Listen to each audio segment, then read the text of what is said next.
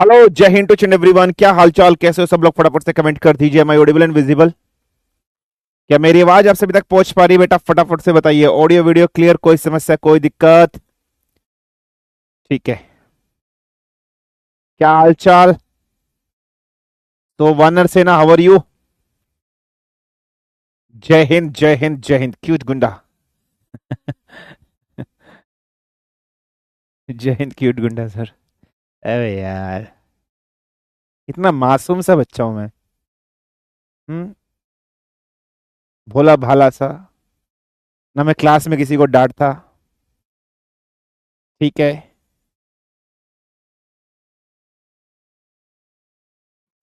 एकदम शरीफ सा बच्चा मैं हूँ। गुंडा बना दिया तुमने।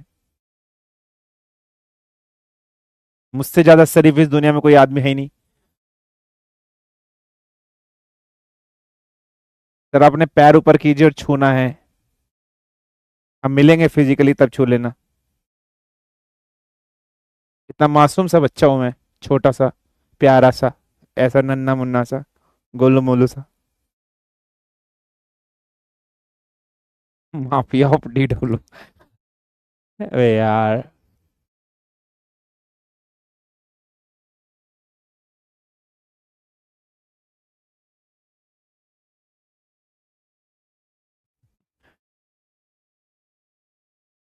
आपको तो आपकी बीवी ही सुधारेगी। हाँ, मेरे भी तो बच्चे हैं छोटे छोटे से। यस। इतने छोटे गुंडे। Hacker of UPSC. क्विट गिंडा। ठीक है, बात तो सही है। ठीक है। Mafia of D W is equal to do work.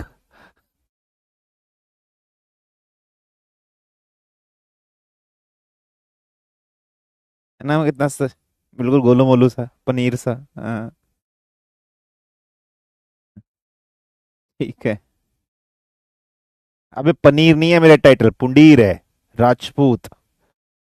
Suryavanshi Rajput. ठीक है। पुंडीरों का इतिहास। ये जो हर की पौड़ी है ना, ये जो हर की पौड़ी हरिद्वार में है, ये राजा हरि सिंह पुंडीर के द्वारा बनाई गई है। समझ रहे हो? ये जो हरिद्वार शहर है, हरिद्वार शहर के जो राजा होते थे, वो हरि सिंह पुंडीर होते थे। ठीक है। समझे?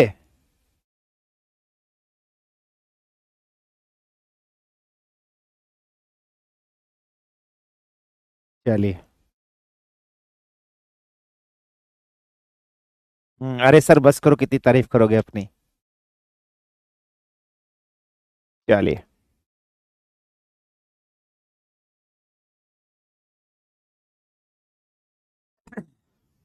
चलिए। Vikrant Putin sir.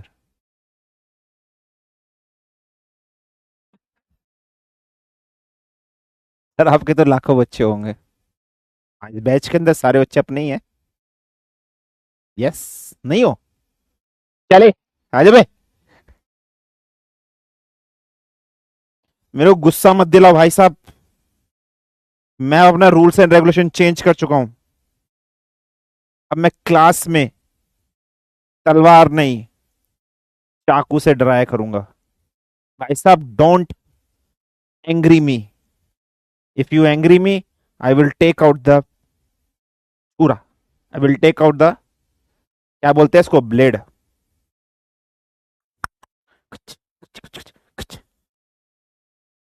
Don't agree मी।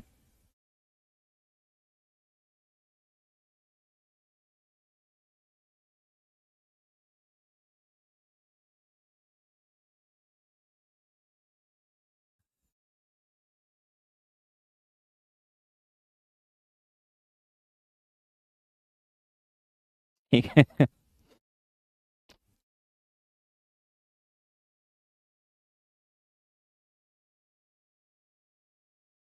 चलिए पढ़ते हैं, आज की क्लास को स्टार्ट करते हैं। Let's start, let's begin. चलिए बेटा, बहुत मजाक मस्ती हो गई है। आज की क्लास को स्टार्ट करते हैं। सर इस ब्लेड का क्या करोगे? एक्सपेरिमेंट करेंगे क्लास में आज। ठीक है। सर ब्लेड क्यों लेके आए हो? सर ब्लेड से हम चांद देखेंगे, एक व्रत मनाते हैं, चन्नी से ऐसे ऐसे करके देखेंगे, ब्लेड से ऐसे देखेंगे, चांद ब्लेड को देखेंगे। कुछ एक्सपेरिमेंट करेंगे क्लास में आज, समझाएंगे, पढ़ाएंगे, ठीक है। चलिए लेट्स स्टार्ट, लेट्स बिगिन। आज की क्लास के अंदर आर्किमिडीज प्रिंसिपल डिस्कशन करेंगे। आज की क्लास में बायोंट फोर्स डिस्कशन करेंगे। 2 क्वेश्चन पीवाईक्यू कराऊंगा। आज की क्लास में सरफेस टेंशन को भी कवर करेंगे, पढ़ेंगे, समझेंगे, अंडरस्टैंड करेंगे, ठीक है सर। ये चाप कंसेप्चुअल है, चैप्टर कंसेप्चुअल है, यस। चलिए नस काटेंगे सर आज।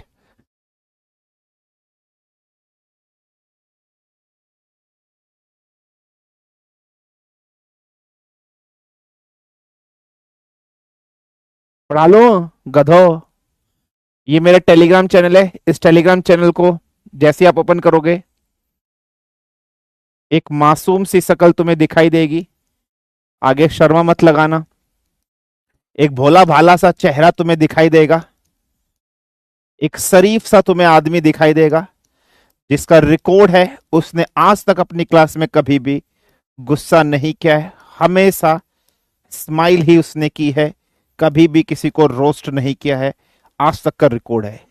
अगर आप ज्वाइन करना चाहते हैं तो आप ज्वाइन कर सकते हैं, नहीं करना चाहते हैं तो मत करिएगा, ठीक है। चलिए यार, ये हंस रहे हैं भाई।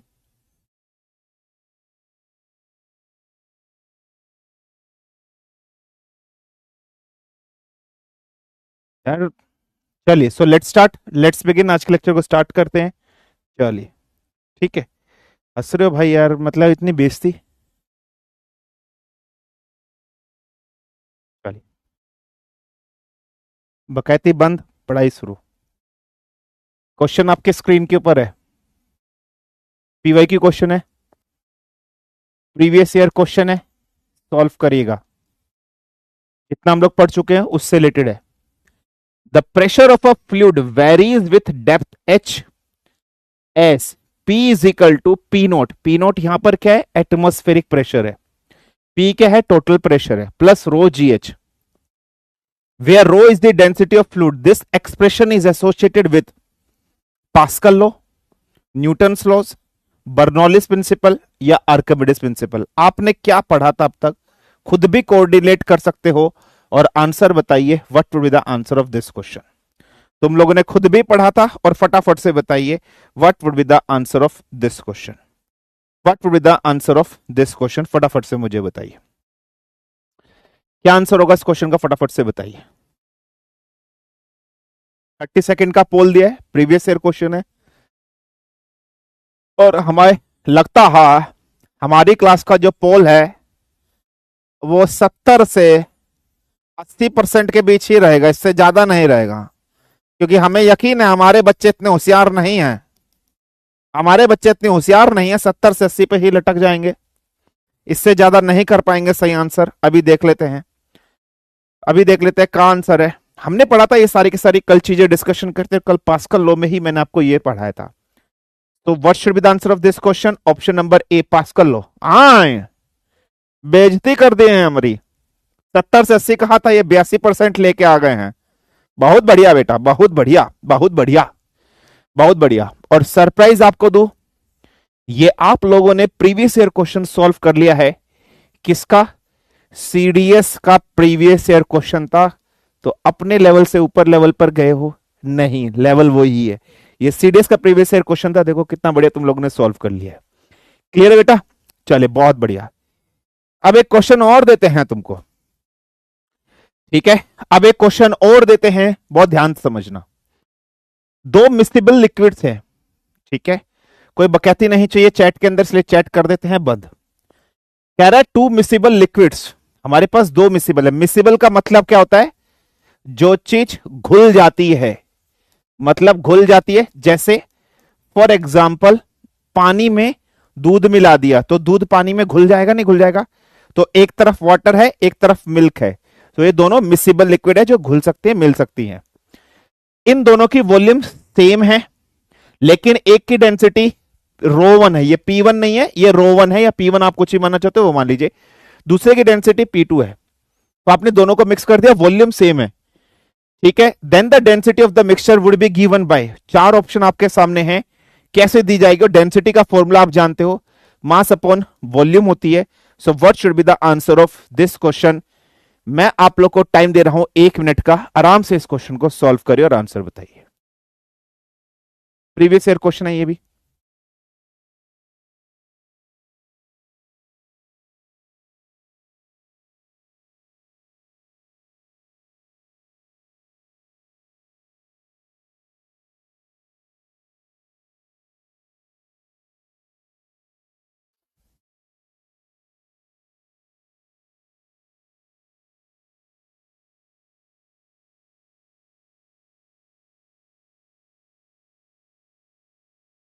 बहुत ही सिंपल सा क्वेश्चन है बेटा, कुछ नहीं है इस क्वेश्चन के अंदर, थोड़ा सा कॉमन सेंस का इस्तेमाल करना अगर तुम्हारी सेंस कॉमन है, और अगर तुम्हारी सेंस कॉमन नहीं है तो मत करना, और अगर तुम्हारी सेंस कॉमन है तो कर देना। आसान सा क्वेश्चन है, सोच समझ के क्वेश्चन का आंसर लगाना। If your sense is being common then you can solve out, and if your sense is not common then you can't solve out, ठीक है।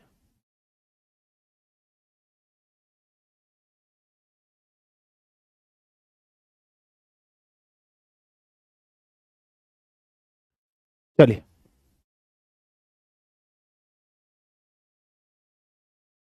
सॉल्व करते हैं, आइए क्वेश्चन को। एक की डेंसिटी रो 1 है, एक की डेंसिटी रो 2 है, ठीक है, क्लियर है, फाइन है। तो मास, पहली लिक्विड का मास मान लेते हैं, क्या निकल जाएगा इस वाले फॉर्मूले से? मास क्या हो जाएगा बेटा? Mass is equal to density into volume. तो पहली लिक्विड का मास क्या हो जाएगा बेटा? रो 1 इंटू वी, क्योंकि वॉल्यूम तो दोनों के सेम हम लोग मान रहे हैं, वॉल्यूम तो दोनों के सेम मान रहे हैं, तो वॉल्यूम दोनों लिक्विड की हम लोगों ने वी मान ली है। ऐसे ही दूसरी लिक्विड का मास क्या हो जाएगा बेटा? रो 2 इंटू वी। ऐसे ही दूसरी लिक्विड का मास क्या हो जाएगा बेटा? रो 2 इंटू वी। और पहली लिक्विड का मास क्या हो जाएगा? रो 1 इंटू वी, ठीक है। अब हम सब जानते हैं डेंसिटी, तो टोटल डेंसिटी क्या हो जाएगी बेटा? Is equal to mass, total mass है ना बेटा, total mass divided by total volume. तो टोटल मास कितना हो जाएगा? M1 का और प्लस M2 का। टोटल वॉल्यूम क्या हो जाएगी? पहले की वॉल्यूम प्लस दूसरे की वॉल्यूम, है ना। तो क्या हो जाएगी? पहले की वॉल्यूम और दूसरे की वॉल्यूम। क्लियर है?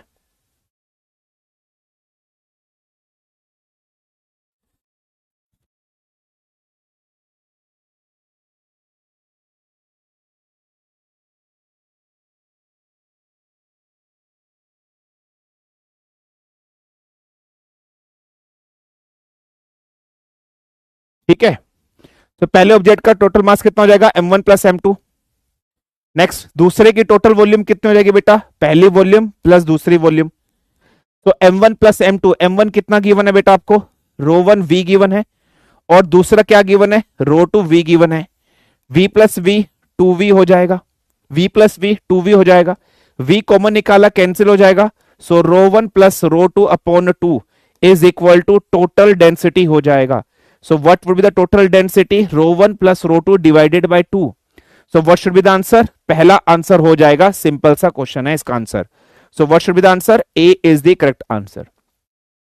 हाँ हो गया, टाइटा फिश बर्बाद, कुछ नहीं आता है, रट्टा लगाते हैं, सिंपल सिंपल से क्वेश्चन मिल जाए तो कर लेंगे, थोड़ा सा क्वेश्चन में दिमाग आ जाए तो नहीं कर पाएंगे।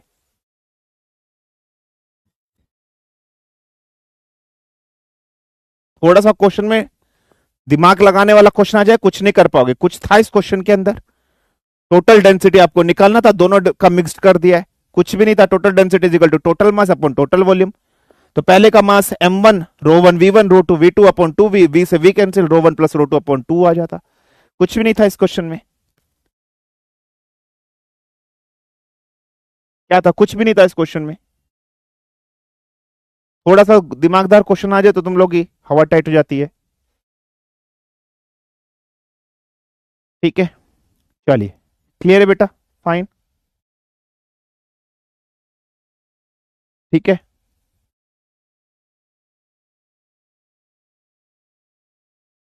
Sir I have loads of backload, can I move further? बेटा पहले बैकलॉग कंप्लीट करो, ठीक है। चलिए आगे बढ़ते हैं। दो प्रीवियस ईयर क्वेश्चन हम लोगों ने कर लिए हैं। Now let's move forward. अब हम आगे बढ़ते हैं और अब हम बहुत सारी चीजें डिस्कशन करेंगे आज के इस लेक्चर के अंदर। Just give me 1 minute time, 1 minute में फाइल अपलोड कर दूं।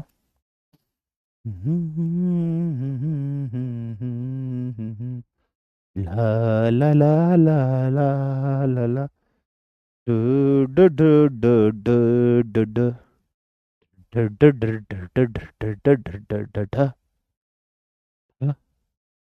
ढा ढा ढा, ठीक है।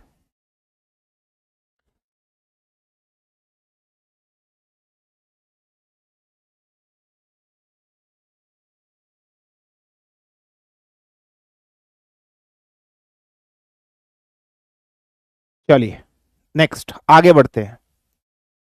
Now let's have some concept, now let's have some few more questions from this side. चलिए बेटा, आप सब जानते हैं डेंसिटी का फॉर्मूला क्या होता है? मास पर यूनिट वॉल्यूम। अब एक कंडीशन मैं आपके सामने दे रहा हूं, बहुत ध्यान से समझना। Just try to understand that condition. Suppose करो बेटा मेरे पास एक कंटेनर है, ठीक है। मेरे पास एक कंटेनर है, इस कंटेनर के अंदर मैंने पूरे में क्या भर रखा है बेटा? पानी पानी पानी पानी पानी पानी पानी पानी पानी पानी पानी पानी पानी पानी पानी पूरे में भर रखा है, ठीक है बेटा। अब मैं क्या करता हूं, एक बर्फ लेता हूं। अब मैं क्या लेता हूं बेटा? एक बर्फ का टुकड़ा लेता हूं और बर्फ का टुकड़ा इस पानी के अंदर डाल देता हूं। जैसे ही मैंने बर्फ का टुकड़ा इस पानी के अंदर डाला तो क्वेश्चन यहां से ऐसे बन सकता है कि वाटर लेवल इंक्रीज होगा, कि वाटर लेवल डिक्रीज होगा, कि वाटर लेवल सेम रहेगा, या वाटर लेवल पर नन ऑफ दिस, कुछ भी परिवर्तन नहीं होगा। थोड़ा सा कंसेप्चुअल चीज है, थोड़ी सी चीज आपको समझनी पड़ेगी, समझ रहे हो? थोड़ी सी चीज आपको समझनी पड़ेगी। तो आपको ना ऐसे कंडीशन दिए होंगे, ऐसे क्वेश्चन पेपर में आ सकते हैं। लेकिन अब एक चीज समझना, ये क्वेश्चन आप सब ने किया होगा। आप सब जानते हैं कि बर्फ को पानी में डालोगे तो वाटर लेवल बढ़ता नहीं है, वाटर लेवल सेम रहता है। लेकिन मैं जहां पर जो क्वेश्चन आपको दे रहा हूं, थोड़ा से इन क्वेश्चन को मैं मॉडिफाई कर कर आप लोगों को दे रहा हूं। मॉडिफाई कैसे करके दे रहा हूं? हो सकता है मैं एक बार फ्रेश वाटर लूं, मैं एक बार फ्रेश वाटर लूं और जो मैं आइस है वो भी फ्रेश वाटर की ही लूं, वो भी फ्रेश वाटर की ही आइस लूं। या हो सकता है मैं एक बार सॉल्टी वाटर ले लूं और आइस फ्रेश वाटर की ले लूं। या ऐसे हो सकता है मैं सॉल्टी वाटर ही लूं और जो बर्फ बनी है वो भी सॉल्टी वाटर की ही बनी है। तब आंसर अलग लगाएंगे, तब आंसर अलग लगाएंगे। हर बार ऐसा नहीं है कि आपको क्वेश्चन की लैंग्वेज को बहुत अच्छे से पढ़ना है कि बर्फ किस चीज की बनी हुई है। फ्रेश वाटर मतलब प्योर वाटर की बनी हुई है या सोल्टी वाटर की बनी हुई है, क्या उसमें इंक्रीजमेंट होगा, किस तरह से चीजें इंक्रीज होंगी। तो समझना, जैसे कुछ क्वेश्चंस आपके सामने इस तरीके से हैं, तो हेडिंग आप सब डालोगे change in water level on melting of ice. The heading would be what बेटा? Change in water level on melting of ice, कि जब भी आपकी आइस मेल्ट हो रही होगी तो वाटर लेवल में क्या चेंज आपका हो रहा होगा, ये है पहली कंडीशन है। पहला क्वेश्चन क्या है बेटा? आपके पास फ्रेश वाटर है और फ्रेश वाटर की बर्फ है और वो फ्रेश वाटर के अंदर ही आपने डाली है। फ्रेश वाटर का मतलब होता है बेटा प्योर वाटर। अब एक चीज समझना, डेंसिटी ऑफ प्योर वाटर की अगर हम लोग बात करेंगे, शायद मैंने आपको कल भी लिखी थी, density of pure water 1 × 10⁻³ kg पर मीटर क्यूब होता है या फिर 1000 kg पर मीटर क्यूब होती है, ये याद रख लेना। अब सपोज करो एक क्वेश्चन का आंसर पेपर में ऐसे क्वेश्चन आएगा, पूछेगा बताइए वाटर लेवल में क्या होगा, क्या वाटर लेवल सेम रहेगा, क्या वाटर लेवल इंक्रीज हो जाएगा, क्या वाटर लेवल डिक्रीज हो जाएगा, क्या वाटर लेवल में कोई भी चेंज नहीं होगा। None of this would be the answer. ये चार ऑप्शन आपके सामने गिवन होंगे, इंक्रीज, डिक्रीज, रिमेन सेम या नन ऑफ दिस, क्या चीज होगी समझना। तो आपके पास जो आइस है वो किसकी बनी हुई है बेटा? Ice is made up of fresh water. आपने आइस को किस में डाला? फ्रेश पानी में डाला, समझना बेटा। ये सपोज करो इस तरीके से फ्रेश पानी है पूरे में आपके पास, आपने यहां पर एक आइस ले ली, ठीक है। मान लीजिए इस आइस का जो मास है वो मास है 1 kg का। I am repeating it again, just try to assume that इस केजी, इस आइस का जो मास है वो 1 kg का मास यहां पर है। अगर इस आइस का 1 केजी का मास है, फॉर एग्जांपल ग्रेविटी की वैल्यू मान लीजिए 10 मीटर पर सेकेंड स्क्वायर है, जी की वैल्यू 10 मीटर पर सेकेंड स्क्वायर आप मान लीजिए बेटा। अगर ग्रेविटी की वैल्यू 10 मीटर पर सेकेंड स्क्वायर है तो इसका वेट बराबर m डॉट जी नीचे की तरफ लगेगा और इसका नॉर्मल रिएक्शन n ऊपर की तरफ लगेगा, ये हम सब जानते हैं। ठीक है, ये 1 केजी का आइस है जिसका मास हमें यहां पर गिवन है। अब इधर आइए बेटा, अब मैंने क्या किया, ये जो 1 केजी की आइस थी इसको मैंने पानी में से बाहर निकाल लिया और यहां पर रख दिया। इस 1 केजी के आइस को जैसे मैंने पानी से निकालकर बाहर रख दिया, तो मैंने 1 केजी के आइस को निकालकर बाहर कर दिया, 1 केजी की आइस हो गई। इस 1 केजी आइस का मास कितना है बेटा, 1 केजी इसका मास है।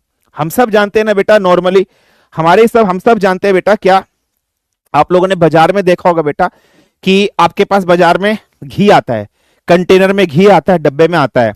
तो आप लोग बाजार से जब घी लेकर आते हो तो वो लिखा होता है कि वो 1 केजी का घी है, उसमें लिखा होता है ना 1 केजी का घी होता है।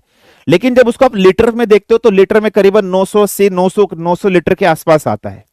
लेकिन वो घी के अंदर फैट भी होता है, कार्बोहाइड्रेट्स भी होता है, बहुत सारी चीजें, फैट्स और कार्बोहाइड्रेट जलने के कारण उसमें इंप्योरिटीज है, मतलब एक तरीके से।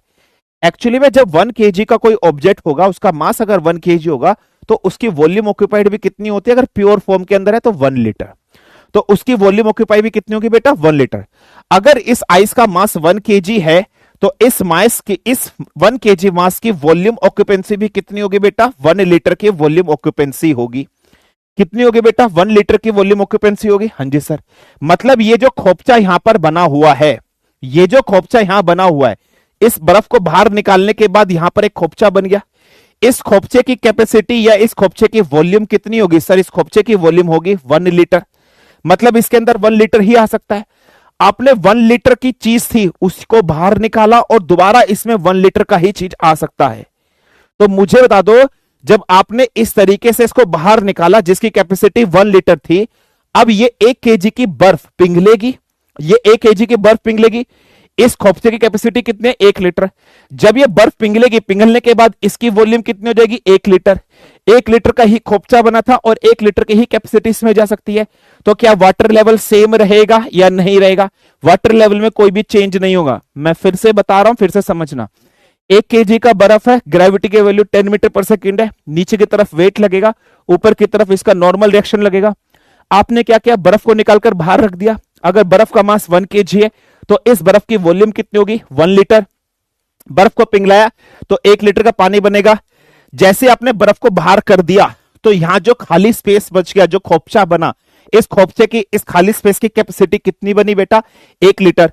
मतलब इसमें सिर्फ 1 लीटर चीज आ सकती है, तो 1 लीटर चीज आपने पिघलाई और 1 लीटर वापस इसमें आ गई। तो क्या कोई वाटर लेवल में इंक्रीज होगा, नहीं। तो अगर फ्रेश वाटर होगा, बर्फ भी फ्रेश वाटर की बनी होगी, तो ही वाटर लेवल सेम रहेगा। क्वेश्चन ढंग से पढ़ना, ढंग से समझना। वाटर किस चीज का बना हुआ है ये आपको समझना पड़ेगा। तो आई होप ये चीज क्लियर हुई या नहीं हुई, फटाफट से मुझे बताइए। कोई प्रॉब्लम, कोई समस्या, कोई दिक्कत बताइए। क्लियर है बेटा?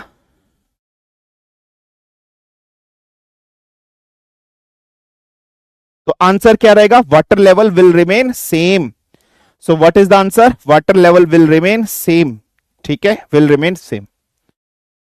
क्लियर है बेटा? डन। रोहक कह रहा है वेरी हार्ड क्वेश्चन। अभी तो तूने देखा ही नहीं है बेटा हार्ड क्वेश्चन कैसे होते हैं।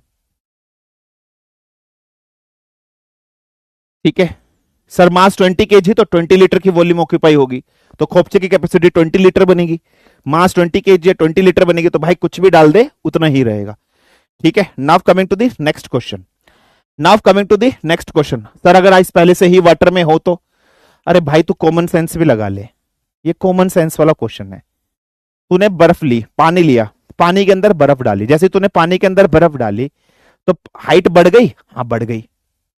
अब धीरे धीरे बर्फ पिघलेगी, जब बर्फ पिघलेगी तो जो हाइट बढ़ी थी वो घटेगी भी ना, लेकिन पानी जब पिघलेगा तो वो हाइट वहीं की वहीं रहेगी, बर्फ पिघलती रहेगी और हाइट बढ़ती रहेगी। कॉमन सेंस बोलते हैं, बुद्धि का इस्तेमाल भी करो, प्रूफ भी करा दिया है।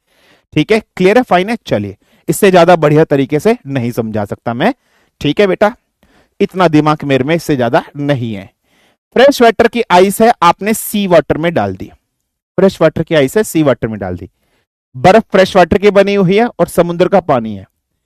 समुद्र के पानी में इंप्योरिटीज मिल गई है, नमक मिल गया है,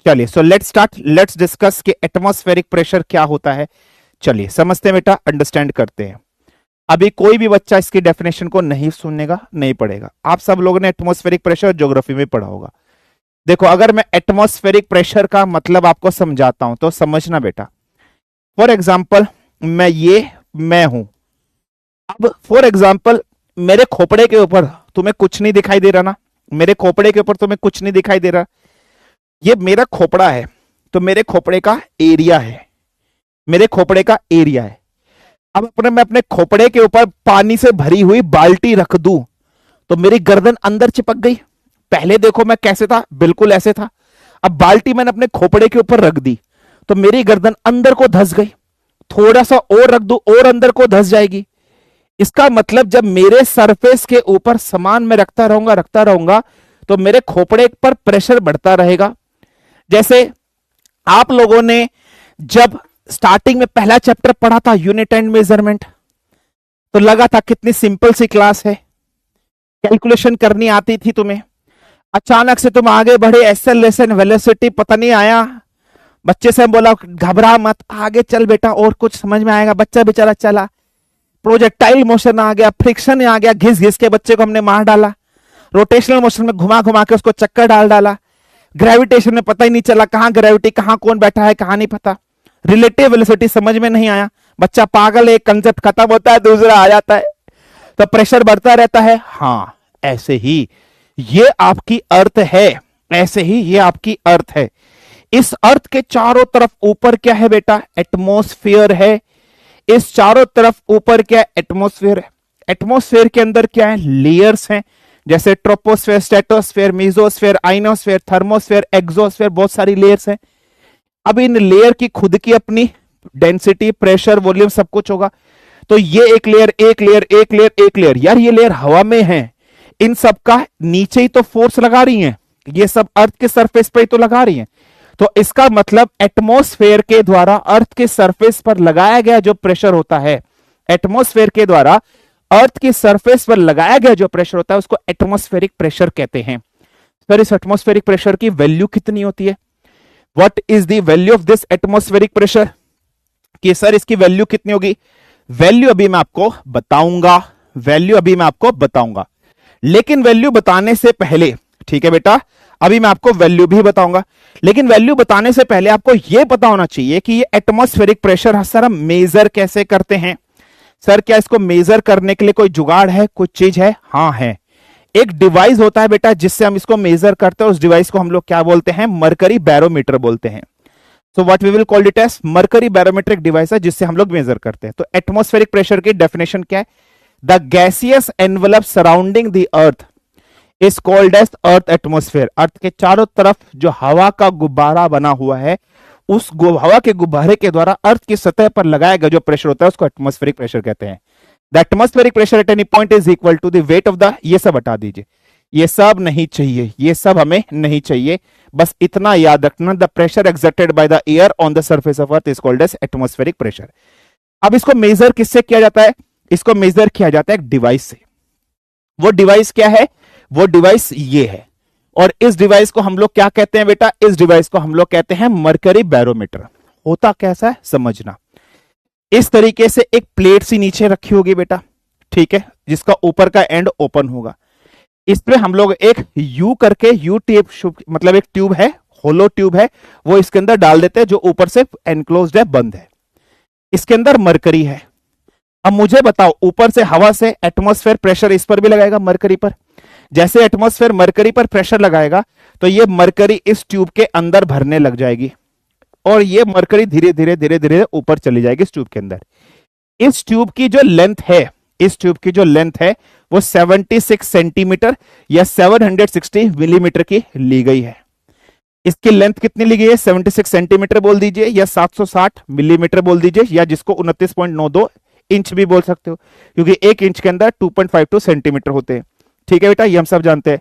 जब प्रेशर बढ़ा तो इस ट्यूब पे पूरे पे रीडिंग लिखी हुई है, 1 मिलीमीटर, 2 मिलीमीटर, 3 मिलीमीटर। तो ये देखा गया इसमें मरकरी पर हाइट बढ़ी और ये 760 मिलीमीटर पर जाकर रुक गई। यहां तक तो भरी, ठीक है, यहां तक तो भरी मरकरी, इसके ऊपर मरकरी नहीं भरी।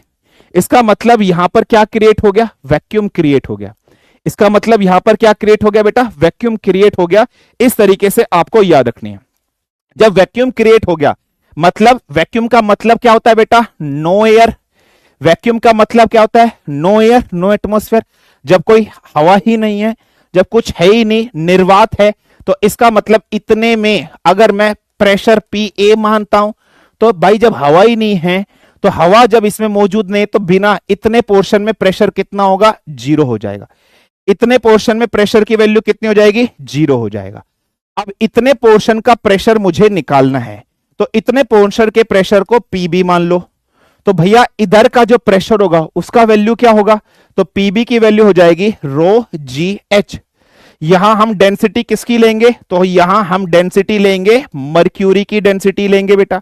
जी की वैल्यू कितनी होती है, 9.8 मीटर पर सेकेंड स्क्वायर होती है। एच की वैल्यू इधर कितनी है, 760 मिलीमीटर बोल दीजिए, है ना, 7860 मिलीमीटर बोल दीजिए, या 76 सेंटीमीटर बोल दीजिए। अच्छा, मैं मिलीमीटर में वैल्यू नहीं लिख सकता हूं, क्योंकि मैं जानता हूं फिजिक्स के अंदर जो स्टैंडर्ड हाइट होती है मीटर में लिखी जाती है। तो 76 सेंटीमीटर बोल दीजिए, या फिर 0.76 मीटर बोल दीजिए। ये तीन वैल्यू मुझे पता है, ये तीनों वैल्यू मैं यहां पुट कर देता हूं। जब मैंने यहां पुट करी, तो मरकरी का डेंसिटी कितनी होती है, पेपर में आपको याद रखना है, डेंसिटी ऑफ मरकरी होती है 13.6 इंटू 10⁻³ kg पर मीटर क्यूब होती है डेंसिटी ऑफ मरकरी। जैसे वाटर की डेंसिटी 1000 होती है प्योर की, सोल्टी वाटर की 1050 होती है, ऐसे ही मरकरी की डेंसिटी बेटा इतनी होती है, याद रखना। ये वैल्यू मैंने यहां पर पुट करी, इंटू 10⁻³ इंटू 9.8 इंटू 0.76। जैसे ही मैंने ये सारी की सारी वैल्यू पुट करी, तो यहां से मुझे प्रेशर की वैल्यू मिल गई, और कितनी मिली, 1.013 इंटू 10⁵। कितनी मिली बेटा, 1.013 इंटू 10⁵ न्यूटन पर मीटर स्क्वायर, या फिर आप क्या बोल सकते हो, पास्कल बोल सकते हो। क्लियर है बेटा, ये पीबी मुझे मिल गया। अब मुझे इसका टोटल प्रेशर निकलना है, तो पी टोटल क्या होगा, एस पर पास्कल लो। पास्कल लो से अभी आपने पढ़ा था, तो पास्कल लो क्या कहता है बेटा, एटमॉस्फेरिक प्रेशर प्लस ये वाला प्रेशर, यही कहता है या नहीं कहता है भाई, ये पीए है ना, तो PA plus rho of G H है ना, तो पीए की वैल्यू 0 थी, प्लस 1.013 इंटू 10⁶ इंटू 5। तो व्हाट इज पी टोटल, तो पी टोटल कितना आ गया बेटा, 1.013 इंटू 10⁵ न्यूटन पर मीटर स्क्वायर। यही होती है एटमॉस्फेयर के द्वारा लगाया गया प्रेशर, यही होता है एटमॉस्फेरिक प्रेशर। तो एटमॉस्फेयर अर्थ के सरफेस पे कितना प्रेशर लगाता है, 1.013 10⁵ न्यूटन पर मीटर स्क्वायर। ये वैल्यू याद रख लेना। अच्छा, अब ये जो आपको अरेंजमेंट दिखाई दे रही है, जो आपके सामने यहां पर आपको दिखाई दे रही है, ये अरेंजमेंट है क्या, एक वैज्ञानिक थे, एक साइंटिस्ट थे, उनका नाम था ई टॉर्सिली। उनका नाम क्या था बेटा, उनका नाम था ई टॉर्सिली करके उन वैज्ञानिक का नाम था। उन्होंने ही इसकी खोज करी थी, उन्होंने ही ये बैरोमीटर बनाया था, ई टॉर्सिली। इसीलिए अभी आप आगे पढ़ोगे, जब हम लोग प्रेशर की यूनिट के बारे में डिस्कशन करेंगे, प्रेशर की बहुत सारी यूनिट है बेटा, प्रेशर की बहुत सारी यूनिट है, तो एक यूनिट आपके सामने आएगी टोर। प्रेशर की एक यूनिट होती है टोर। तो टोर क्यों, टोर टॉर्सिली नाम से व्यक्ति का रखा गया, उसमें ही आपको याद रखने। जैसे ये मरकरी बैरोमीटर था, ये वाला जो डायग्राम आपको दिखाई दिया है, ये मरकरी बैरोमीटर है। ऐसी एक और होता है बेटा, जिसको हम लोग कहते हैं ओपन ट्यूब मैनोमीटर। ये ओपन ट्यूब मैनोमीटर भी प्रेशर मेजर करने के लिए ही होता है। ओपन ट्यूब मैनोमीटर कैसा होता है, इस तरीके से एक यूट्यूब शेप का स्ट्रक्चर होता है बेटा, ठीक है, क्लियर है बेटा, यूट्यूब शेप का एक स्ट्रक्चर होता है इस तरीके से। लेकिन ये ओपन मैनोमीटर, ये मैनोमीटर कैसा होता है, मैनोमीटर ऊपर से ओपन है, बैरोमीटर में क्लोजनेस्ड है, यहां से ओपन है ना बेटा। इसके अंदर आपने वही सेम चीज लिक्विड भर रखी है, फ्लूइड भर रखा है, तो ये लिक्विड ऐसे गया इस तरीके से, तो कितनी हाइट तक गया, एच हाइट तक गया। तो इस लिक्विड के द्वारा गया प्रेशर कितना हो जाएगा, रो जी एच। ऊपर से एटमॉस्फेयर प्रेशर लगा रहा है पी ए, तो वो वैल्यू होगी, तो टोटल प्रेशर क्या हो गया, एटमॉस्फेरिक प्रेशर प्लस रो जी एच। पास्कल लो यही कहता है, नहीं कहता है। तो आई होप यहां तक चीजें क्लियर हुई होंगी या नहीं होंगी। तो एटमॉस्फेरिक प्रेशर की वैल्यू कितनी है, 1.013 10⁵ न्यूटन पर metre square. Density of mercury याद रख लेना। इसकी खोज किसने करी थी, ई टॉर्सिली ने की थी। क्लियर, कोई प्रॉब्लम, कोई समस्या, कोई दिक्कत, फटाफट से बताइए। डन है बेटा।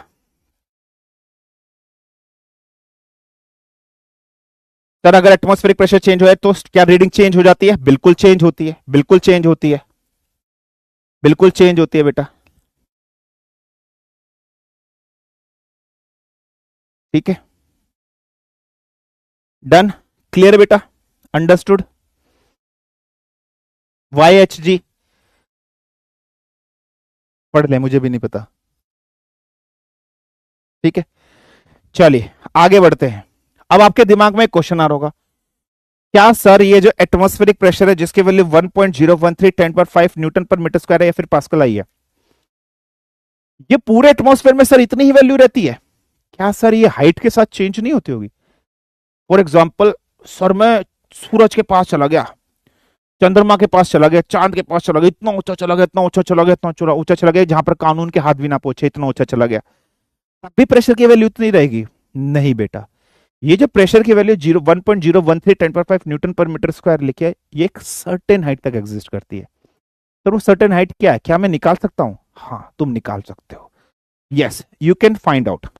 अब ये जो प्रेशर की वैल्यू हम लोगों ने 1.013 10 to the power 5 न्यूटन पर मीटर स्क्वायर या फिर पास्कल हम लोगों ने जो फाइंड करी है, ये कितने हाइट तक एग्जिस्ट करती है?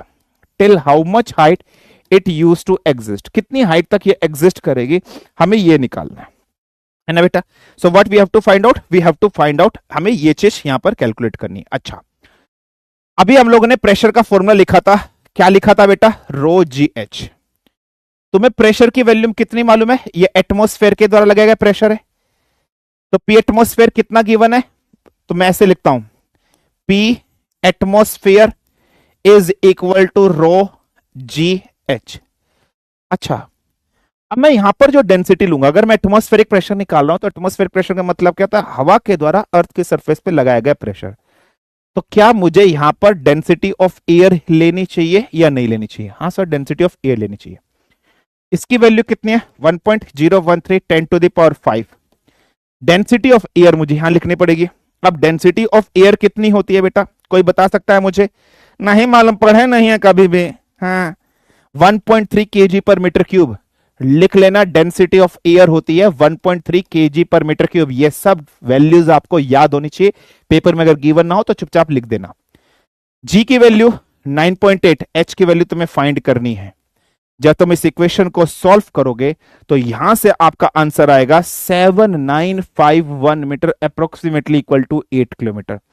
सो what should be the answer? 7951 metre आएगा, जिसको आप लोग अप्रोक्सीमेटली 8 किलोमीटर कह सकते हो, जिसको आप लोग approximately, what you will called it as approximately, you can called it as approximately as 8 kilometre.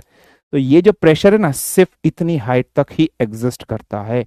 कोई प्रॉब्लम, कोई समस्या, कोई दिक्कत हो तो बताइए। अंडरस्टूड? समझ में आया? यस और नो? ए, सांस निकल गई। अबे सांस, घर वाले की वाइफ नहीं, ब्रीथ, सांस।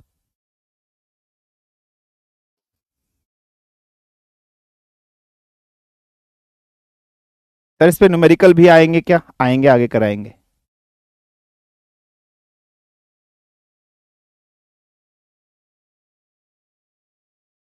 बट जी तो हाइट से भी वेरिएबल होता है। ये हम सरफेस ऑफ अर्थ, अर्थ की सरफेस 13 किलोमीटर तक एग्जिस्ट करती है। ज्योग्राफी में पढ़ाया होगा राहुल सर ने। ट्रोपोस्फियर लेयर कहां तक लगती है? 13 किलोमीटर तक लगती है। बताया नहीं बताया? ठीक है। घर वाले की मम्मी, हाँ सॉरी। ठीक है, क्लियर है? चलिए, फाइन, अंडरस्टूड। चलिए आगे बढ़ते हैं। सर जादू कर दो। अबे यार, पहले ही जादू कर दो क्या यार? पढ़ाने तो दो यार तुम लोग यार, पहले ही जादू कर दो यार। क्या है, पहले ही जादू कर दो? पानी है, ले पी जाऊंगा और क्या करूंगा। ले, ले, ले, ले जादू। पन्नी से पानी नहीं निकल रहा, ले, ले, ले जादू, ले, ले जादू। पन्नी पे रखा, पानी नहीं निकल रहा, ले। पता है?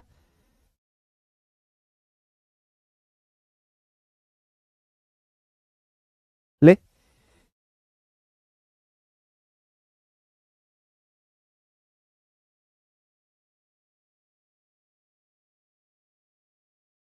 ले, सही में क्या ले? अब देख, अब हटाऊंगा, देखो अब निकलेगा।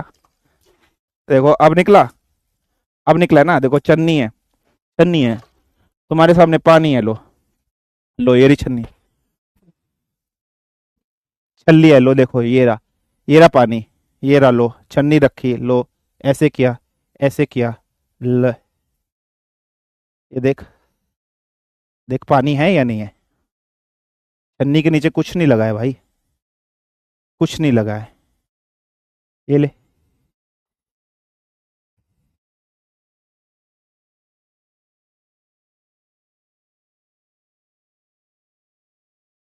ले सरफेस टेंशन, यही पढ़ाना था, तुम लोग पहले ही मानने लगे यार, क्या है सरफेस टेंशन की वजह से। ये पानी है, इस पानी में ब्लेड डालूंगा, डूब जाएगा या नहीं डूब जाएगा?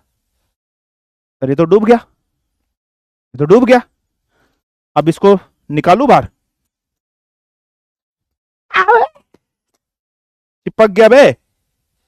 उंगली अगर मेरी कटी और मैं अगर घायल हुआ तो तुम लोग को घायल कर दूंगा। अब इसे अब इसे तैरा दू ऊपर, अब इसे ऊपर तैरा दू, अब इसे ऊपर तैरा दू, अब ये डूबेगा नहीं। अरे ये तो ऊपर तैर रहा है, पहले तो डूब गया था, अब ये तैर रहा है। अब क्यों तैर रहा है? अब क्यों तैर रहा है, दिखाई दे रहा होगा आप लोग को, क्यों? ठीक है, ये देखो यहीं से उठाऊंगा, ये रहा, अब देखो ये तैर रहा है। बहुत सारे एक्सपेरिमेंट कराऊंगा, तुम लोग को यकीन ही नहीं होता था यार, रुक जाओ पढ़ाने दो मुझे। ठीक है, चलिए पढ़ाऊं आगे।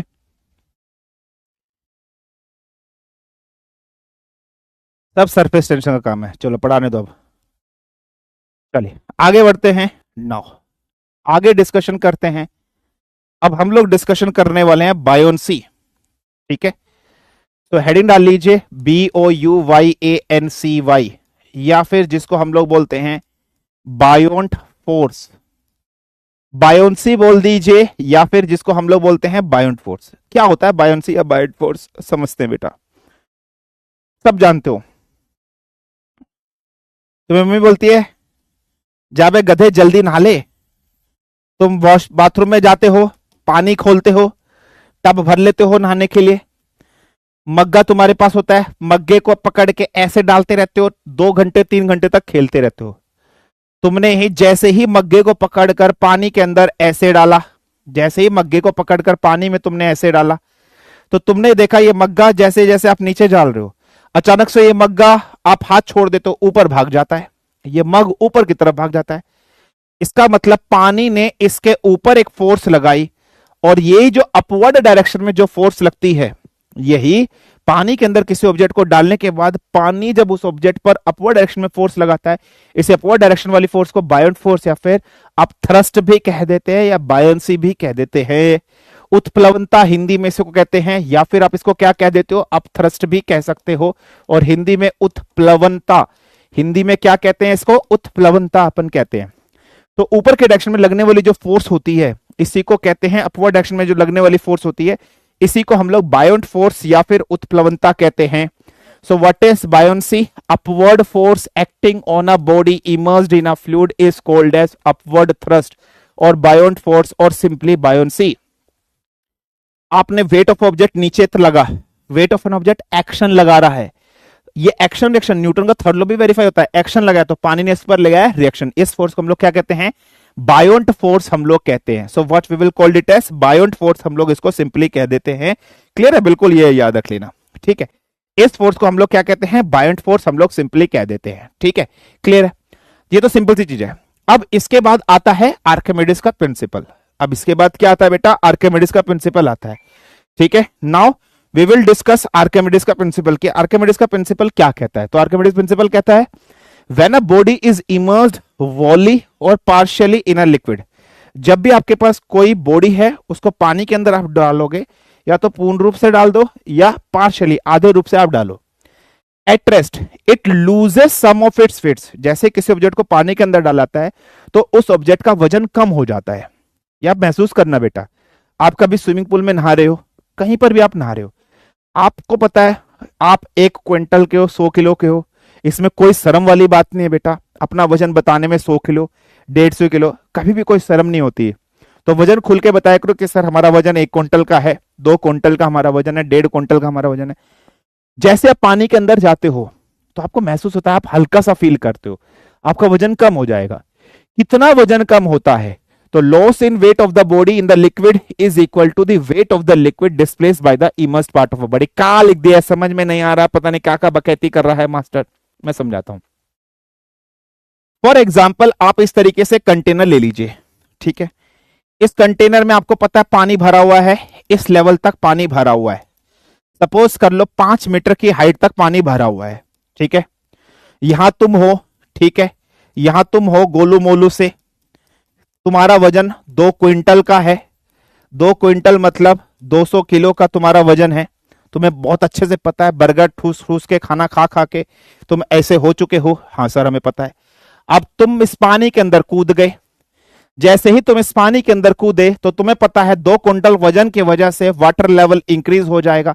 सपोज करो वाटर लेवल 10 मीटर से बढ़ गया, 10 मीटर की हाइट पर वाटर लेवल बढ़ गया।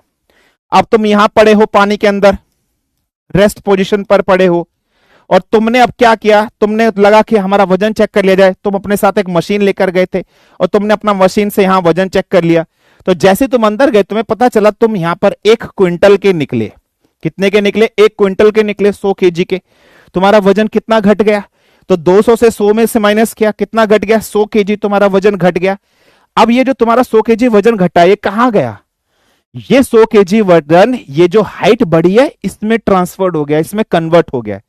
अगर इस बढ़े हुए हाइट का वाटर लेवल का ये जो पानी है, इस पानी को आप कलेक्ट कर लो कहीं पर और इस बढ़े हुए पानी को आप मेजर करो, वजन करोगे, तो इसका वजन 100 केजी की ही निकलेगा।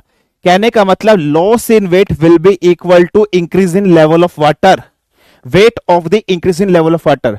सो रिडक्शन इज वेट या loss in weight will be equal to the increase in water level का जो वजन होगा उसके बराबर होगा। इस फिनोमिना, इस प्रिंसिपल को आर्किमिडीज का प्रिंसिपल, आर्किमिडीज का सिद्धांत कहा जाता है।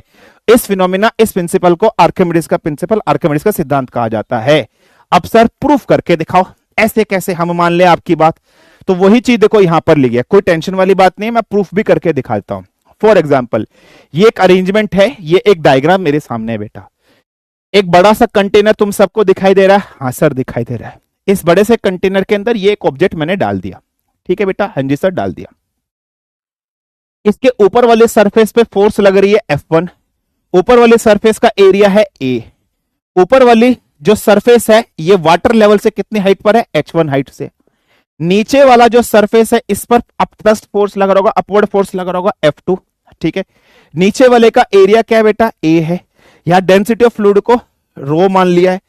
इसकी नीचे वाले सरफेस की ऊपर से हाइट कितनी है बेटा, H2 हाइट यहां पर मान लिया, ठीक है। तो आप सब जानते हो F1 की वैल्यू क्या हो जाएगी, ρ1 इंटू ए। तो ρ1 की वैल्यू क्या हो जाएगी, रो जी एच होता है, तो H1 रो जी इंटू ए, है ना, क्योंकि ऊपर से हाइट H1 है। तो नीचे वाले सरफेस पे प्रेशर कितना, फोर्स कितना लगेगा, ρ2 इंटू ए, ठीक है। रो की वैल्यू क्या आती है, GH, रो GH, तो रो GH2 इंटू ए, है ना बेटा, क्लियर है। अब अगर मैं आपसे बोलूं कि भाई टोटल फोर्स बताइए इसको और इसमें, ये नीचे की तरफ लग रही है, ये ऊपर की तरफ लग रही है, सो टोटल फोर्स कितनी हो जाएगी, FB इज इक्वल टू, दोनों फोर्सेस को आप क्या कर दोगे बेटा, माइनस कर दोगे, है ना बेटा। सो दोनों फोर्सेस को आप क्या कर दोगे, एक तरीके से माइनस ही कर रहे हो या नहीं कर रहे हो, हाँ जी सर, एक तरीके से हम लोग क्या कर देंगे, सिंपली माइनस कर देंगे यहां पर, ठीक है, क्लियर है। तो आप इन दोनों को माइनस कर देना। तो यहां से अब एक चीज समझ लो, तो आपका F टोटल की वैल्यू यहां से कितनी आ जाएगी, तो F2 माइनस ऑफ F1 यहां पर आ जाएगी, सिंपली आप याद रख लेना। तो कहने का मतलब क्या हो जाएगा, H2 rho G into A minus of H1 rho G into A is equal to F total. आपके सामने ये वैल्यू आ जाएगी। So what would be the value, so H total की वैल्यू आपके सामने इस तरीके से यहां पर आ जाएगी। ठीक है, क्लियर है। अच्छा, अब ये H2 माइनस H1 है। सपोज कर लो ये हाइट H2 है, ये हाइट H1 है।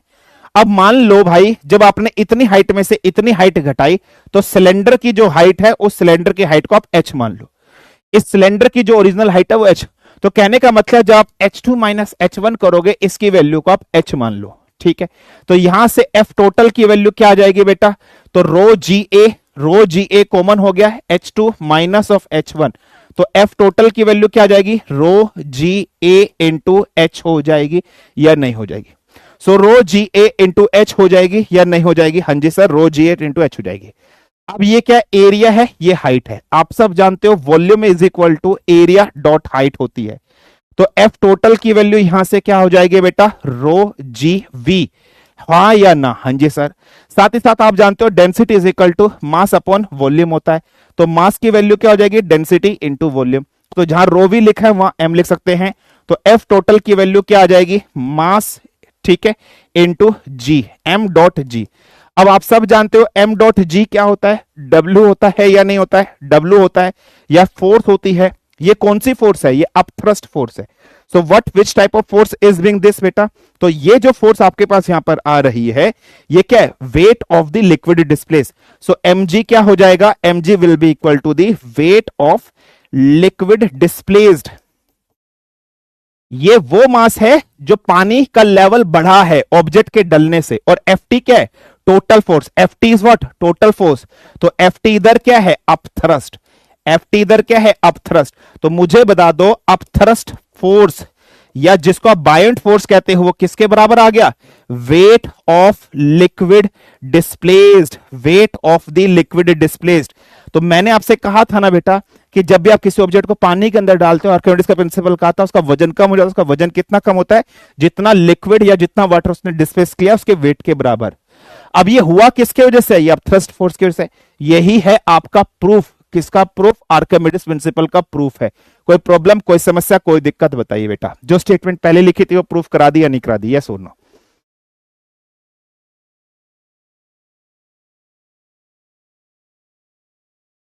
क्लियर,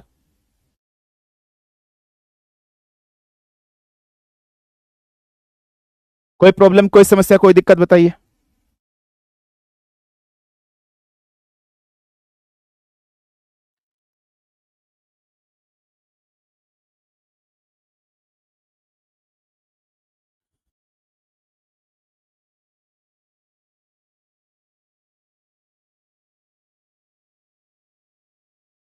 ठीक है सर, ये प्रूफ लर्न करना है क्या भाई, ये प्रूफ लर्न करना नहीं है, ये जो लिखा है यही चीज है, ये आर्किमिडीज प्रिंसिपल ही है बेटा।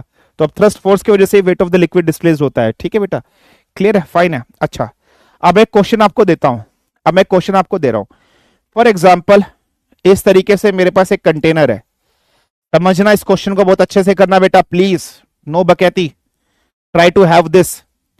इस कंटेनर में जो फ्लूइड यहां पर भरा हुआ है या जो वाटर मैंने यहां पर भरा हुआ है, इस वाटर की डेंसिटी रो है।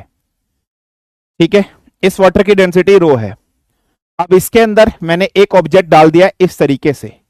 ये जो ऑब्जेक्ट है, इस ऑब्जेक्ट की डेंसिटी मान लीजिए, इस ऑब्जेक्ट की डेंसिटी मान लीजिए सिग्मा है, और कहता है as per Archimedes principal, AP का मतलब क्या है, आर्किमिडीज प्रिंसिपल, वेट में क्या होगा बेटा, लॉस होगा, weight loss in an object होगा या नहीं होगा, हाँ जी sir, weight loss in an object होगा। जब भी आप किसी ऑब्जेक्ट को पानी के अंदर डालते हो तो उसका वेट लॉस होता है, और वेट लॉस किस वजह से होता है, थ्रस्ट फोर्स या बायंट फोर्स की वजह से होता है। ठीक है बेटा, मेरा क्वेश्चन ये है कि अब जैसे ही आपने इस ऑब्जेक्ट को पानी के अंदर डाला है तो ऑब्जेक्ट का वजन कम हो जाएगा और दूसरा वेट आएगा। तो ऑब्जेक्ट का एपरेंट वेट कितना होगा, एपरेंट वेट का मतलब क्या है, काल्पनिक, दूसरा ओरिजिनल वेट तो कुछ और होगा। आपको एपरेंट वेट बताना है, what would be the apparent wait of an object. ठीक है बेटा, क्लियर है। कहने का मतलब डब्ल्यू एपरेंट आपको फाइंड करना है। What would be the W apparent. मैं ऑप्शन आपके सामने दे रहा हूं, ठीक है। ऑप्शन कैसे हैं? पहला ऑप्शन है W इंटू 1 - सिग्मा ओवर रो। दूसरा ऑप्शन है W इंटू सिग्मा अपॉन रो -(2). तीसरा ऑप्शन है W into 1 - rho upon sigma. चौथा ऑप्शन है W into rho upon sigma -(2). चार ऑप्शन है। पहला ऑप्शन ये है, दूसरा ऑप्शन ये है, तीसरा ऑप्शन ये है, चौथा ये है। तो डब्ल्यू अपेरेंट क्या होगा? W into 1 - rho upon sigma, W into sigma upon रो -(2), W into 1 - rho upon sigma, W into rho upon sigma -(2). और पक्का लिख लीजिए, this would be a new year question for your NDA 2 2025 में। 100% new year question है। आएगा paper में, आएगा paper में, आएगा पेपर में। 60 मिनट का टाइम, 60 सेकंड का टाइम शुरू होता है, सोच समझ के करिए। 60 सेकंड का टाइम है, सोच समझ के करिए।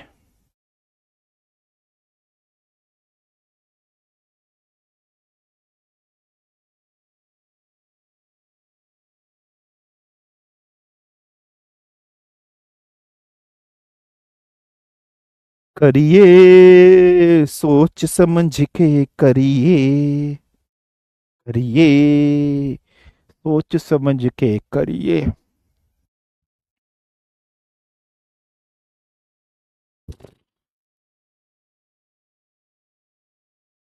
इजी क्वेश्चन है ये।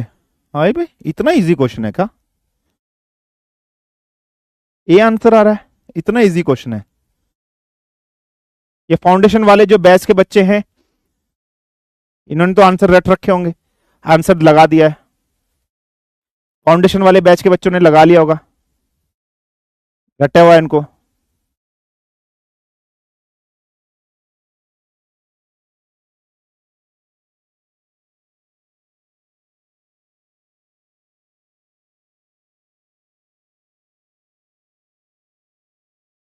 चलिए बेटा, हमें निकालना है डब्ल्यू एपरेंट। एपरेंट का मतलब क्या होता है? काल्पनिक वजन। आप जानते हो जब किसी ऑब्जेक्ट को पानी के अंदर डाला जाता है तो उसका वजन कम हो जाता है। उसका एक्चुअल वजन ज्यादा होगा या नहीं होगा? उसका एक्चुअल वजन ज्यादा होगा, तो इसका मतलब क्या हो जाएगा? Actual wait. एक्चुअल वजन में से आपको माइनस करना पड़ेगा कौन सा? बायोंट फोर्स, अपथ्रस्ट वाला वजन, बायोंट फोर्स वाला, अपथ्रस्ट वाला। तो कौन सा माइनस करना पड़ेगा? बायोंट फोर्स के वजह से होने वाला वजन आपको माइनस करना पड़ेगा। आप सब जानते हो एक्चुअल वेट क्या हो जाएगा? m.g होता है, मास इंटू ग्रेविटी। मास की वैल्यू डेंसिटी इंटू वॉल्यूम होगी। ऑब्जेक्ट की डेंसिटी सिग्मा थी, तो यहां क्या आ जाएगा? Sigma G V. ये समझ में आ रहा है या नहीं आ रहा है? सिग्मा जी वी, ऑब्जेक्ट की डेंसिटी सिग्मा थी। वेट क्या होता है? वेट होता है m.g। डेन सिग्मा की वैल्यू क्या हो जाएगी? m/v। तो यहां से m की वैल्यू क्या होगा? Sigma v। तो ये सिग्मा वी जी आ गया। समझ में आया कैसे आया? ये सिग्मा वी जी आ गया। क्लियर है? माइनस बायोंट फोर्स वाला अभी आपने निकाला था, क्या था? रो जी वी। यस और नो? रो जी वी था या नहीं था? हाँ जी सर। तो ये क्या आ गया? W apparent. तो डब्ल्यू एपरेंट आपके पास इस तरीके से आ गया। हाँ जी सर। अब मैं क्या करता हूं, मैं इस वाली टर्म्स में से ये चीज कॉमन निकाल लेता हूं। वी सिग्मा जी मैंने कॉमन निकाल लिया। जैसे निकाला तो 1 - वी से वी कैंसिल हो गया, जी से जी कैंसिल हो गया। तो यहां पर क्या आ गया? रो अपॉन सिग्मा आ गया या नहीं आ गया? रो अपॉन सिग्मा आ गया, नहीं आ गया? आ गया। ये V sigma G actual weight था, एक्चुअल वेट को डब्ल्यू मान लीजिए। तो डब्ल्यू एपरेंट की वैल्यू को क्या मान लोगे? W into 1 - sigma upon rho. तो what should be the answer? W into 1 - sigma upon rho. 1 - sigma upon rho, 1 - sigma upon rho. Option number C is the correct answer. कुछ नहीं था बेटा इस क्वेश्चन के अंदर। चलिए, सिर्फ 45% बच्चों का ही आंसर आए हैं, बाकी तो मास्टर कराएगा ना, काहे टेंशन ले रहे हैं इतनी? समझ आते हैं अभी आराम से। 1 मिनट मास्टर, नाक में खुजली लगी है, पहले खुजा ले नाक पे।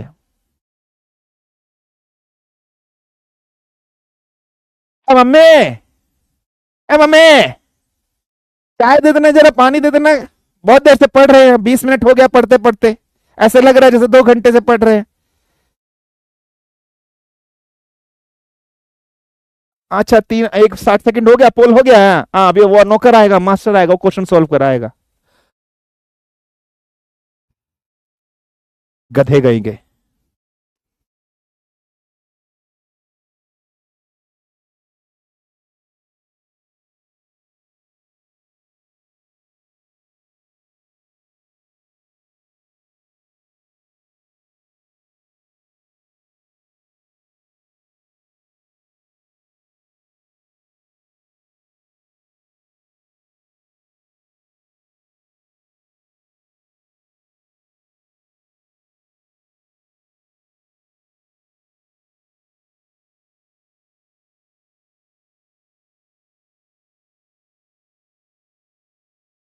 कुछ नहीं करते भाई तुम लोग सही में।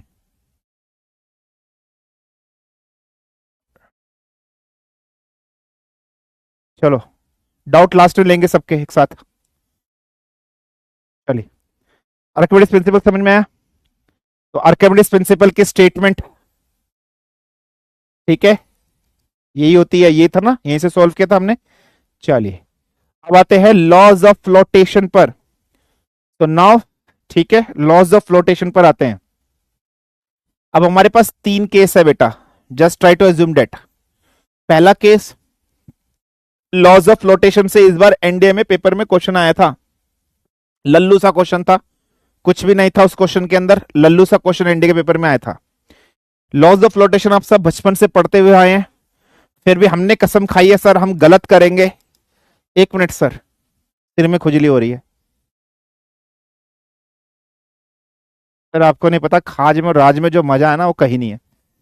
मन कर रहा है खुजाए चले जाऊं, यहां भी खुजाऊं, ऐसे ऐसे।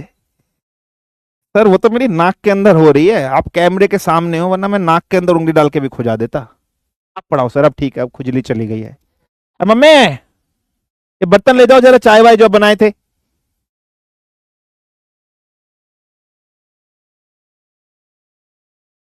ये हो तुम लोग,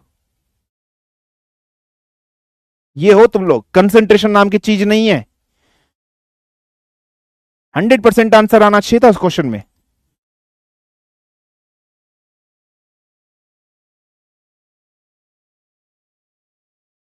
चलिए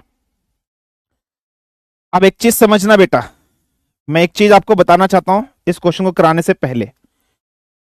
फॉर एग्जाम्पल, अगर रो है वाटर की डेंसिटी और अगर सिग्मा है ऑब्जेक्ट की डेंसिटी,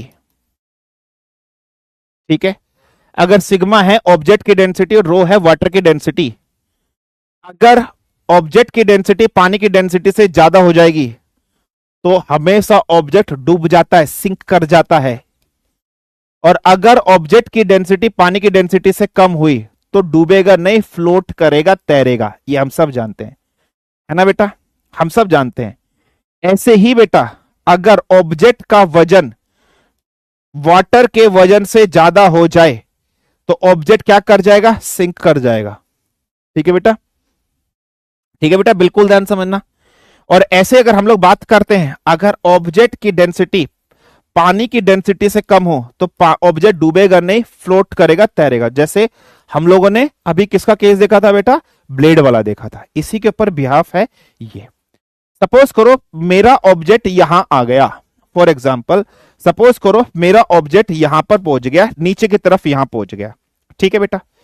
तो इस ऑब्जेक्ट जब ये यहां पहुंच गया तो ऑब्जेक्ट का W नीचे की तरफ लगेगा, इस ऑब्जेक्ट पर नीचे की तरफ एक अपवर्ड थ्रस्ट फोर्स लगेगी। ये क्या है, वेट ऑफ एन ऑब्जेक्ट है। ये क्या है बेटा, वेट ऑफ एन ऑब्जेक्ट है या नहीं है। और ये U क्या है, अपथ्रस्ट फोर्स है या नहीं है। हाँ जी सर, अपथ्रस्ट फोर्स है। ये ऑब्जेक्ट नीचे आ गया, पानी में नीचे चला गया है, इसका मतलब ये बड़ा या ये बड़ा, इसका मतलब W is greater then U, पहली condition, W is greater then U। तो ऐसी कंडीशन में बॉडी आपकी क्या हो जाएगी, सिंक हो जाएगी। बॉडी क्या हो जाएगी, सिंक हो जाएगी। यहां आप इस बॉडी की डेंसिटी को सिग्मा मान लीजिए, फ्लूइड की डेंसिटी को, फ्लूइड की डेंसिटी को रो मान लीजिए। तो आप इसको W और U को सिग्मा रो V की टर्म्स में कन्वर्ट कर सकते हो। तो आप यहां से और क्या कह सकते हो कि sigma is greater than rho. Clear है बेटा? यही स्टेटमेंट एनडीए में अब की बार पूछी गई थी पेपर के अंदर, या तो ऐसे करके पूछ सकता है या ऐसे करके पूछ सकता है। पहला स्टेटमेंट क्लियर हो गया। Now coming to the second statement, now coming to the second statement. Second statement कैसे बेटा? आपका जो ऑब्जेक्ट है वो ऐसे है, मतलब डूबा नहीं है, मतलब नीचे नहीं गया है। आपका जो ऑब्जेक्ट है वो ऊपर की तरफ है, लेकिन उसका कुछ भी हिस्सा ऊपर नहीं आ रहा पानी से, सारा का सारा हिस्सा पानी से नीचे की तरफ है, उसका सारा का सारा हिस्सा पानी से नीचे की तरफ है। इस तरीके से कंडीशन है। तो इसका मतलब फॉर एग्जाम्पल यहां से आपका W लग रहा होगा, वेट लग रहा होगा, और नीचे की तरफ से आपका अपथ्रस्ट फोर्स ऐसे लग रहा होगा। जब भी आपको ऑब्जेक्ट इस तरीके से ऊपर तैरता हुआ दिखाई दे, लेकिन कोई भी उसका पोर्शन ऊपर ना दिखाई दे, तो ऐसी कंडीशन में याद रख लेना बेटा W और U बराबर हैं। तो ऐसी कंडीशन में सिग्मा और रो बराबर है। तो ये कैसा है? सबमर्ज होगा, तो ऑब्जेक्ट फ्लोट तो करेगा।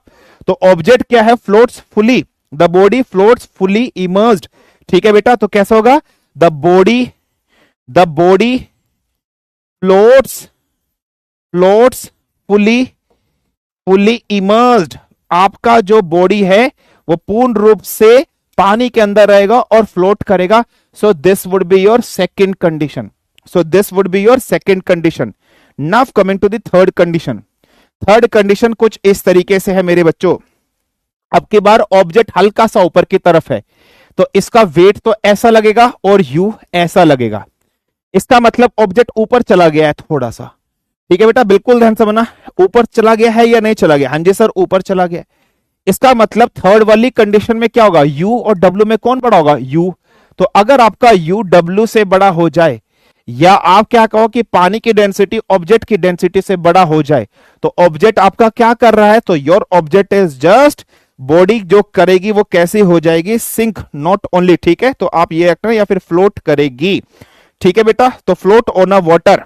तो ये कैसे करेगी? तो इस कंडीशन में फ्लोट ऑन अ वाटर। तो इसमें क्या हो रही है? Floats on a water. पानी में आपकी क्या कर रही है? ऑब्जेक्ट फ्लोट्स कर रहा है। यही है आर्किमिडीज के लॉज ऑफ फ्लोटेशन के अंदर जो केसेस आते हैं। कोई प्रॉब्लम, कोई समस्या, कोई दिक्कत बताइए? ठीक है? क्लियर है?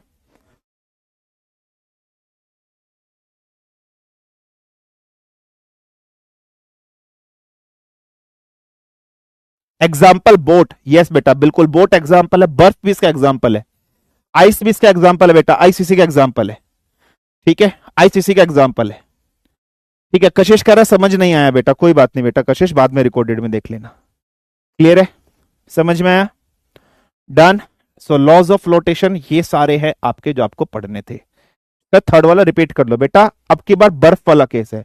जैसे बर्फ होती है ना, बर्फ लेना बेटा पानी में, वो बर्फ आधी ऊपर रहती है, आधी नीचे जाती है। थोड़ा सा पोर्शन उसका पानी के अंदर होगा, थोड़ा सा पानी के ऊपर रहेगा। नाव भी ऐसी ही होती है, थोड़ा सा ऊपर रहता है, थोड़ा सा नीचे रहता है। ये वाला केस है।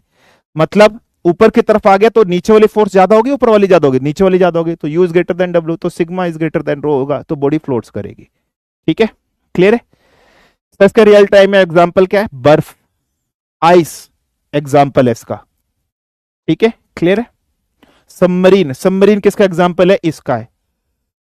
ठीक है? लोहा, पानी के अंदर कील को डुबा दिया, इसका एग्जांपल क्या बेटा? इसका एग्जांपल था जो मैंने अभी पानी के अंदर ब्लेड को डुबाया, ये ब्लेड वाला एग्जांपल, ये कील वाला एग्जांपल, ये बर्फ वाला एग्जांपल। ठीक है? क्लियर है? सर अपरेंट वेट वाला सही है बेटा, वो सही है, सही है, सही है। चलिए आज की क्लास में इतना रखते हैं, सरफेस टेंशन नहीं हो पाएगा। ठीक है? संडे में करा देंगे एक एक्स्ट्रा क्लास लेके। संडे में चैप्टर को कंप्लीट करा दूंगा, रोटेशनल मोशन वाले चैप्टर को भी संडे में कंप्लीट करा दूंगा, फिर इस वाले को भी। ठीक है? चलिए, क्लियर है बेटा? पर अगर आपको डुबाई तो किसका एग्जाम्पल होगा?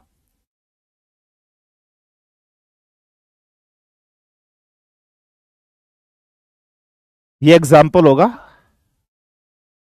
अपने गुरु की बेइज्जती करना, और गुरु की बेइज्जती करने का मतलब है अपने देश की बेइज्जती करना और अपने माता पिता की बेइज्जती करना। ये होगा इसके बराबर।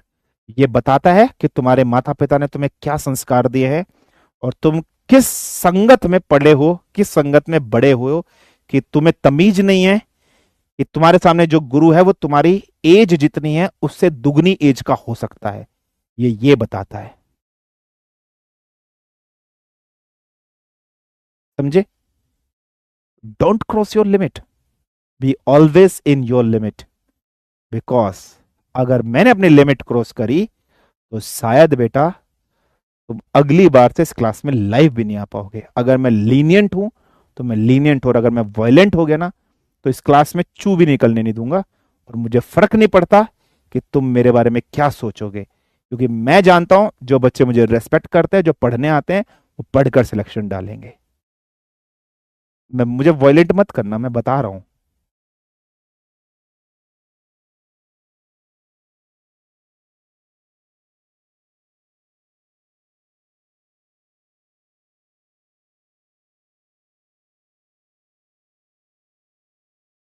ठीक है, मैं हंसी मजाक करके पढ़ा देता हूं ताकि बच्चे हो छोटे, वरना चू निकलने नहीं दूं क्लास के अंदर।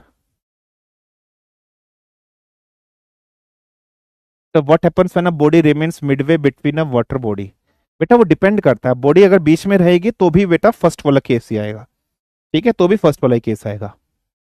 ठीक है, चलिए सर, पीडब्ल्यू एप स्टोर वाली 4 बुक से क्वेश्चंस आ गए क्या एग्जाम में? बेटा ये मेरे को नहीं मालूम इस बारे में। ठीक है गुरुदेव, संडे को 2-3 घंटे क्लास लेना। हाँ बेटा, लंबी क्लास लूंगा, बिल्कुल बेटा।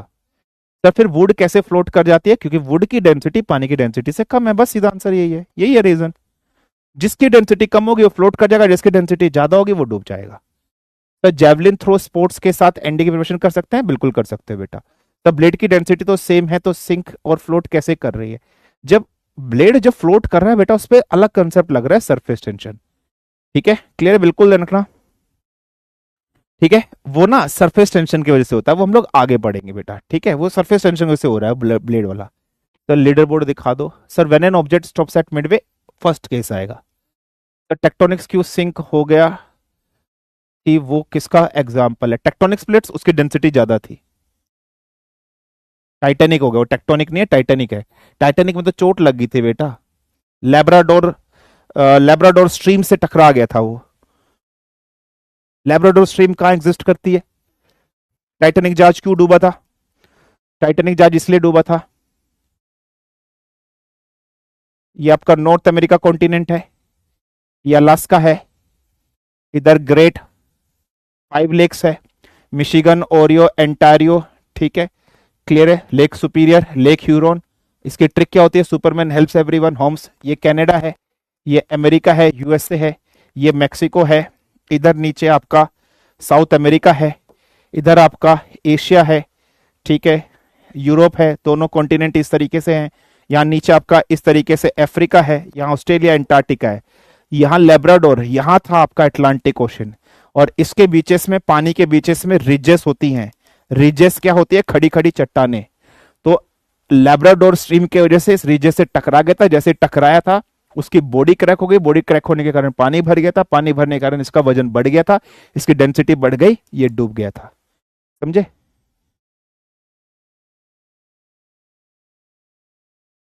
क्लियर है? तो सॉलिड टू लिक्विड से ज्यादा डेंस होता है तो वुड कैसे नहीं डूबती? बेटा उसकी डेंसिटी कम है, वुड के मॉलिक्यूल्स दूर दूर हैं, उसकी डेंसिटी कम है बेटा। सॉलिड टू वो कंसेप्ट कुछ नहीं है। तो फिश डीप सी में कैसे रहती है? वो सरफेस में क्यों नहीं आ जाती? फ्रेश वाटर है। अगर डेड सी की बात करोगे, डेड सी में कोई भी मछली नहीं मिलती है। ठीक है बेटा, बिल्कुल ध्यान समझना, क्लियर है? कोई भी मछली डेड सी में नहीं मिलती है। डेड सी में कोई भी मछली नहीं मिलती है, क्योंकि डेड सी की डेंसिटी ज्यादा होती है। जिसकी डेंसिटी ज्यादा होगी पानी की डेंसिटी ज्यादा हुई तो ऑब्जेक्ट ऊपर आ जाएगा, मर जाएगा। समुद्र की सैलिनिटी डिपेंड करती है, जैसे डेड सी है ना। फिर 330 पार्ट्स पर मिलियन, ज्योग्राफी में पढ़ोगे, आपको पढ़ाएंगे, तो उसकी वजह से होता है बेटा। ठीक है सर, पर जो बड़ी बनी बोट्स होती है उसमें तो आयरन भी यूज होता है, तो वो सिंक क्यों नहीं कर जाता? जो बड़ी बोट्स होती है वो अंदर से होलो होती है, वो अंदर से होलो होती है मेरे बच्चे, अंदर से होलो होती है। जब अंदर से होलो होती है, कैविटी क्रिएट हो जाती है इसके अंदर, लाइक अ मग, लाइक अ मग। ठीक है बेटा, बिल्कुल ध्यान, लाइक अ मग होता है, लाइक अ मग होता है, भले इसमें आयरन हो। और जब बड़ी शिप पानी के अंदर जाती है तो बड़ी शिप का वजन फॉर एग्जांपल 20 किलो है। फॉर एग्जांपल बेटा, बड़ी शिप का वजन या इसका जो वेट है फॉर एग्जांपल 20 किलो या 20 न्यूटन इसका वेट है। तो जब जहाज पानी के अंदर जाता है बेटा, तो ये अपने वजन से 2 गुना, जब आयरन का बना है भले ही जहाज, जब ये जहाज पानी के अंदर जाएगा ये अपने वजन से 2 गुना, 2 गुना वाटर डिस्प्लेस करता है। अगर ये अपने वजन से 2 गुना मतलब 40 न्यूटन का वाटर डिस्प्लेस करेगा, यार ये 40 न्यूटन का वाटर डिस्प्लेस कर रहा है, क्या अप थ्रस्ट फोर्स है, तो इसके वजन की जो फोर्स है वो 20 न्यूटन है और अप थ्रस्ट फोर्स 40 न्यूटन की है। तो मुझे बता दो U की वैल्यू W से बड़ी है। अगर U की वैल्यू W से बड़ी होगी तो ऑब्जेक्ट फ्लोट करेगा या सिंक करेगा? ऑब्जेक्ट फ्लोट करेगा। तो बड़े जहाज जब पानी के अंदर जाते हैं तो अपने वजन से 2 गुना ज्यादा अप थ्रस्ट फोर्स लगाते हैं, वाटर डिस्प्लेस करते हैं, और जिस वजह से U ग्रेटर देन W होता है, लॉज ऑफ फ्लोटेशन का सेकंड लॉ या थर्ड लॉ काम कर जाता है, और जिस वजह से ये फ्लोट करते हैं, पानी में डूबते नहीं है। आई होप क्लियर हो गया होगा बेटा। ठीक है, फाइन है। तो डेरिवेशन नहीं बेटा, ये डेरिवेशन याद रखने की जरूरत नहीं, सीधा फॉर्मूला याद करो। सिर्फ इसका प्रोजेक्टाइल बता दीजिए फॉर क्लास 12, नेक्स्ट लेक्चर में बता देंगे। Don't take any action on them, ठीक है।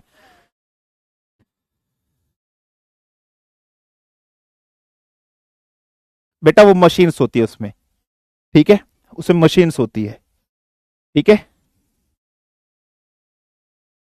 The shape of an object matter करता है, वेट मैटर करता है,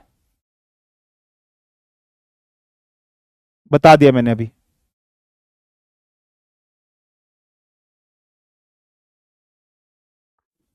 तो प्लीज डोंट इग्नोर मेरे कमेंट। सेंट्रल सर्टिफिकेट बना के अगले मंथ के 26 तक तारीख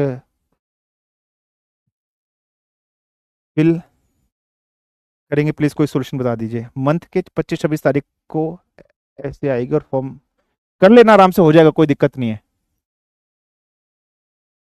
सिग्मा कॉमन कैसे निकाला? अरे मैंने वी सिग्मा रो कॉमन निकाल लिया बेटा, क्योंकि मेरे ऑप्शन डब्ल्यू की टर्म्स में थे, मेरे ऑप्शन डब्ल्यू की टर्म्स में थे, डब्ल्यू इंटू वो था, तो मैंने पूरा कॉमन निकाल लिया, सिंपल मैथ किया है। ठीक है बेटा, कोशिश करेंगे। खुद भी कर सकते हो बेटा पीवाई क्यू, चम्मच से मत खाओ, खुद भी मेहनत कर लो। 1.5 घंटे क्लास में पढ़ाऊं या पीवाई क्यू करो, तुम खुद भी कर सकते हो। आर्किमिडीज के प्रिंसिपल पे काम करती है, laws of flotation. Then what will happen, करा दिया केस। पूरा ऊपर नहीं आता कभी भी सर। ऑन वाटर नहीं होगा ना, सिर्फ ऑन, सर सिर्फ ऑन वाटर होगा ना sir, please. On water, body floats fully immersed, floats on water, floats, हाँ मतलब पानी के ऊपर रहेगा, फ्लोट्स करेगा, सही है बेटा, फ्लोट्स ऑन वाटर सही है। दोबारा रिपीट देख लेना। बोट, हाँ जी बेटा, इसी को सरफेस टेंशन की वजह से होता है बेटा, ये सरफेस टेंशन की वजह से होता है, पढ़ाएंगे। क्यों फ्लोट कर जाती है? क्योंकि ह्यूमन बॉडी की डेंसिटी कम हो जाती है, गैस बन जाती है, और गैस हमेशा ऊपर फ्लोट करती है। कुछ भी समझ में नहीं आ रहा? ठीक है बेटा, अच्छी बात है, कोई बात नहीं। That's mean sir sea water डूब जाएगा, pure water, because density of sea water is higher. हाँ ठीक है, सर की डेंसिटी तो सेम है, तो वो सिंक और फ्लोट कैसे हो रहा है? इसकी डेंसिटी सेम है, फ्लोट और सिंक हो रहा है, पता नहीं, रोजाना पढ़ने से।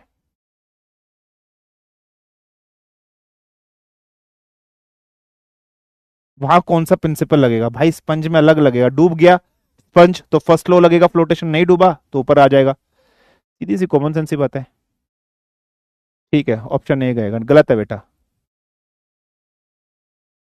सर आपको क्वेश्चन का आंसर कैसे डायरेक्टली पता चला? अरे मेरे को पढ़ाते पढ़ाते टाइम हो गया है। मेडिकल को छोड़ बेटा, भी तैयारी कर अपना अच्छे से। भाई कितने डाउट है, नहीं समझ आया? एम किसका मास है? एम किसका मास है? ऑब्जेक्ट का मास है भाई, और किसका मास है? नहीं होगा, नहीं फॉलो करेगा। अच्छे से पढ़, जो क्लास में पढ़ा जा रहा है रिवीजन कर, पीवाईक्यू कर।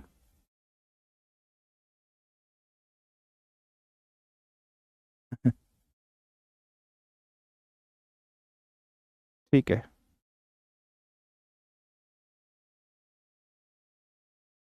अरे भाई नहीं आएगा, कहाँ से आया?